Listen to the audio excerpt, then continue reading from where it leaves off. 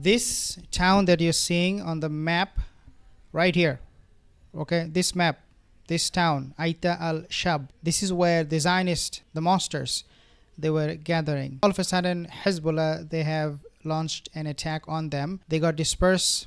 Some got wounded, obviously. Some were killed or not. IDF is not going to acknowledge that. They're not going to make any statement. But what we know is that the attack on this terrorists, the IDF terrorists, is intensifying. And I will tell you guys more about those 70,000 IDF soldier versus 100 al-Radwan elite force of Hezbollah more in a second. But this is where they're targeting. This is where they are right now, facing the wrath of al-Radwan from Hezbollah, the elite force of Hezbollah. I want to actually show you this article, so that you know exactly what is happening. The fighters of the Islamic resistance at 1 a.m.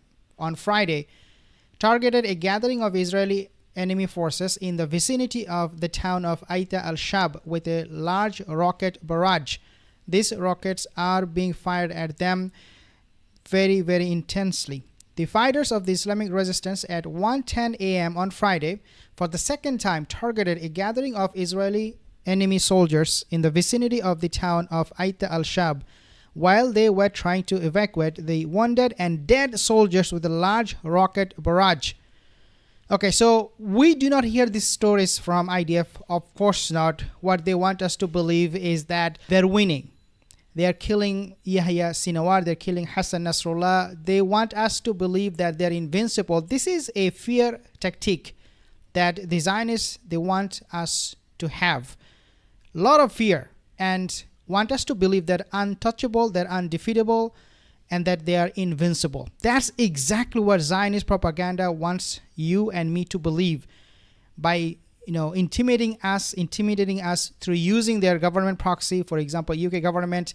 Right now, if you are a journalist, even for myself, and I go to UK, I'm not safe. I will be detained, if not thrown in jail for some charges that I'm not going to be mentioning, but they will come up with charges. Okay, they will make some charges against me. Anyone who is showing resistance against this genocide is now being targeted by the Zionist regime and its proxies, i.e. UK, USA, Canada, Australia. Oh, we know these countries, Germany.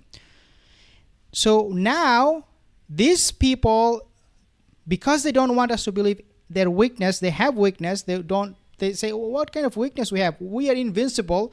So these dead bodies are being carried to the fake state of Israel every single day and on helicopters, but not a single news is being shown, because we know they have a gag order against any media reporting. Okay, I'm probably banned in Israel. My channel is probably most likely banned in Israel, but that is something I don't know. I don't care. But this is what is happening on the ground, that there Israelis, they're taking a lot of hits. Now, let's take a look at this other report at the same time. So IDF soldier, they are taking a lot of hit, and Hezbollah said that it had killed 55 Israeli soldiers and wounded 500 others. I will actually make a mention of this more in details. Let's read a little bit here. So what is happening right now in Gaza, we all know. So let's focus on Yahya Sinawar for a second, and then we'll come back to Radwan, how effective they have become in terms of inflicting casualties on IDF forces. So let's talk about Yahya Sinawar. So few things I have noticed. Sneeko, he's a very famous guy on social media. He made some very good point. He said Yahya Sinawar fought until his final breath. He was not hiding in the tunnels like Israel said, a lie they used to bomb civilians. On spot. This guy is on spot. Sneeko is on spot. This is exactly what they're doing. Okay, so they are using human as shield. They're hiding in tunnels. And so we have really no other choice but to bomb those people, and only to find out later through Israel's own drone videos that he was really not hiding in tunnels, and there was nobody around him, civilians. He was just there with his gun, AK-47, with some grenade, and wearing military vest. That's it. And they want us to believe Yahya Sinawar was using human shields. Okay, this is exactly what the Western media is feeding to a large population, unfortunately. He was not hiding in the tunnels like Israeli media said. He was not celebrated in US Congress like Netanyahu, a coward who safely calls for murder from his air-conditioned home. He was born as a refugee and died as a martyr. So this is coming from Sneeko. And guys, this is a picture from Yemen. It's a million man march in Yemen in honor of Yahya Sinwar. And look at this. Would the Israelis, the Zionists, come out for Netanyahu when he will die? No, of course not. Would the US, the American will come out if something happens to Joe Biden or Obama or anybody in the government, the top government level? Of course not. They despise their leaders. Bush is being despised, and rightly so. Clinton is being despised. Trump is being despised. In fact, they made attempt to assassinate him, which is obviously crazy. Nobody should do that. But at the same time, this shows that people are in the states who don't like their leaders. And then we also have these pictures, again, not being shown on social media anywhere else, especially from Israeli media. And these are dead bodies of these monsters going into Lebanon and Gaza, trying to kill those innocent civilians, children and women. So these are the pigs. Remember, if you don't know, you just take a look at their faces. I feel bad for them. Quite honestly, I feel bad for them because these people are brainwashed into believing that they have to, by default, hate the Palestinians, the Arabs. Okay, I really feel sorry for these people sometimes. They can't help. They have so much hatred against the Palestinians on whose land they are living, breathing, eating, and nourishing their bodies. I also want to talk a little bit about this because I think it is important. So this guy, his name sounds like a Godzilla. You know him. He's an Israeli minister, Bezalel Smotrich. He's a finance minister from Israel. And this is what he said. Greater Israel Project. Smotrich calls for Israel's border to extend to Syria, Saudi Arabia, which I find to be absolutely ludicrous and hilarious. I don't take his words seriously. Why? Because this guy who cannot win in Gaza, who is facing inevitable defeat in Lebanon, is talking about greater Israel. Really? You want to bomb with your fighter jets to extend your territories, make your country a greater country in terms of its border and all that? It's just, these are all fantasies, guys. These are all fantasies. Smotrich's latest declarations, voicing the ambitions of several of the current far-right Israeli government to achieve the Greater Israel Project, came in an interview for the recently released documentary titled Israel, quote-unquote, Israel Extremists in Power with the Franco-German reportage channel. This is like a German channel? I don't know. I want a Jewish state, quote-unquote, that operates according to the values of the Jewish people, the far-right Israeli minister, he told. Now, we are not going to discuss any more of this because we all know this guy is absolutely crazy. Now, when we talk about Hezbollah, the Radwan brigade, the elite forces, we want to see what the experts they are saying at the same time. So take a look at what Colonel Douglas Macgregor is saying about Hezbollah, that they cannot be defeated. Smotrich, the finance minister of Israel, you want to have a greater Israel? Let's first finish Hezbollah. Let's listen what Douglas Macgregor is saying to you. All across the region, what happens when you assassinate one leader? You get a new leader. Hezbollah is very well organized, highly networked, has lots of people in it who are very competent fighters. They are currently being reinforced from across the region by Arabs as far south as Yemen, as well as from Iraq and Syria, who are pouring in to reinforce and support Hezbollah. Hezbollah is not destroyed.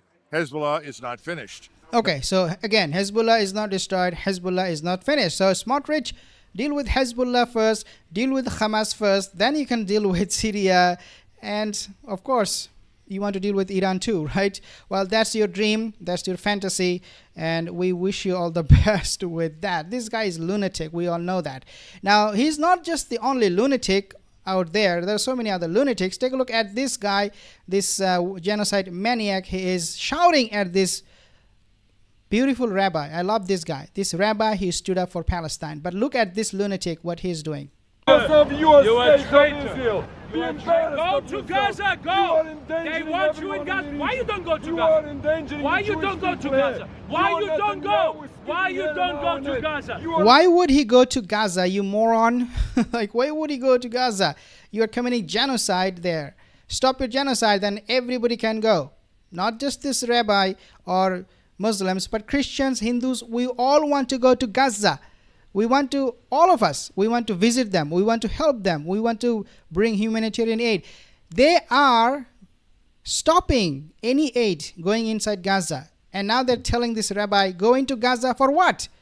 You let us go. You don't attack our aid trucks and convoys.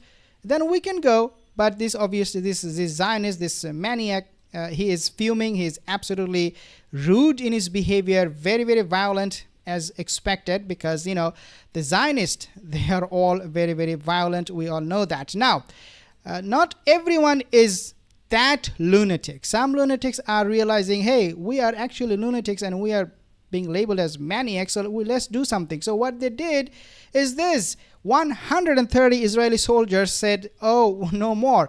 You crossed red lines. Netanyahu, we now need to stop serving until ceasefire deal is secured. Now, this obviously rings the bell with me, because when I talk about our Radwan forces, you know, how dangerous they are and how much damage and casualties they're inflicting on IDF soldiers, it is possible that now these 130 soldiers, the reason they're vowing not to serve in the military is because they know going into Lebanon, facing al-Radwan is inevitable death. That's what I think is happening.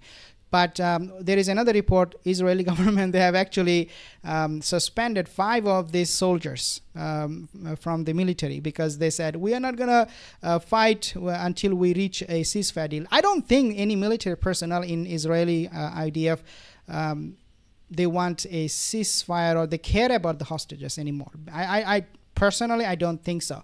Why? Because now they are seeing they are going to be, actually, their life is on the line. It's not the hostages, it's their own life.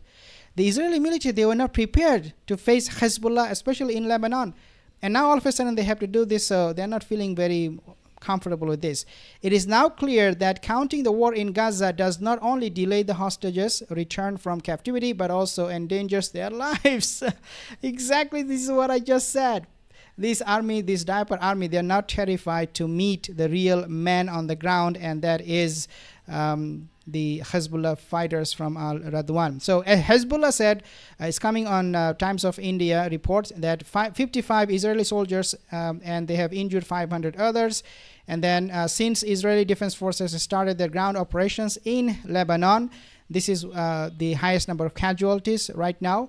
In the IDF rank. The Islamic Resistance Group in Lebanon also claimed to have destroyed tanks, Merkava, several battleground equipment of Israeli forces in the new phase. This is, again, as they have quoted, quote unquote, new phase of the war. Hezbollah claims to have obliterated 20 Merkava tanks, 4 military vehicle, I believe, and they have killed dozens. They have also wiped out bulldozers, an armored vehicle, troop carrier, and 2 Hammer, so sorry, or the Hammer, or you know those big tanks. Those military vehicles. Since the start of the ground operations at the front edge near the Lebanon-Palestinian border, the Israeli army has brought in 5 military divisions.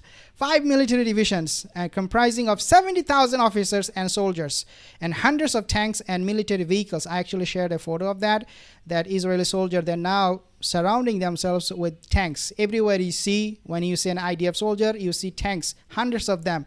And they have brought in 5 military division comprising of 70,000 soldiers. Can you believe this? 70,000 soldiers, and they're not making any progress. Now, I want to give you some context. So back in the year of 1982, when Israel invaded Lebanon, they reached Beirut in just 4 to 5 days. In just 4 to 5 days. But now, they cannot even take one piece of land in Lebanon. This is what Hezbollah has become over time.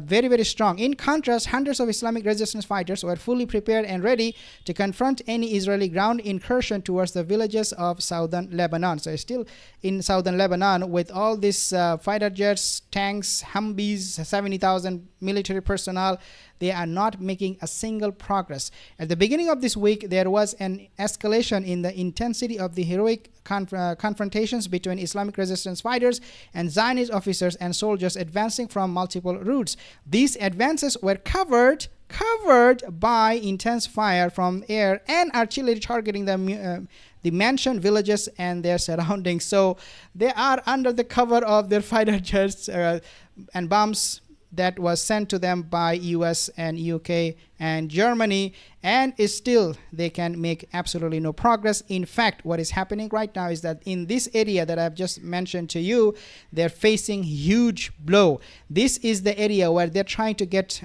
their dead bodies out to the fake state of Israel, but they cannot because of the resistance forces. They're becoming ever more fearful. Guys, if you have any comment, leave a comment in the comment section, and I will see you in the next video. Have a wonderful day. Take care.